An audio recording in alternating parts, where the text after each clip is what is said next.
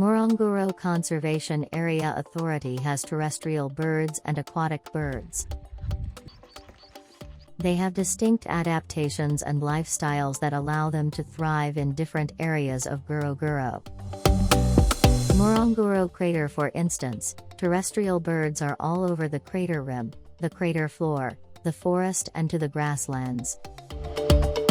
For aquatic birds, they are all over around the water bodies of the crater, such as the swamps, rivers, lakes and the wetlands.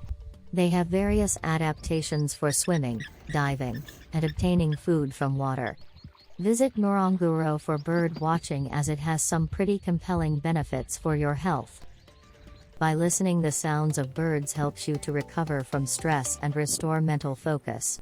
Whoever lives in areas with richer bird biodiversity experience more life satisfaction and well-being.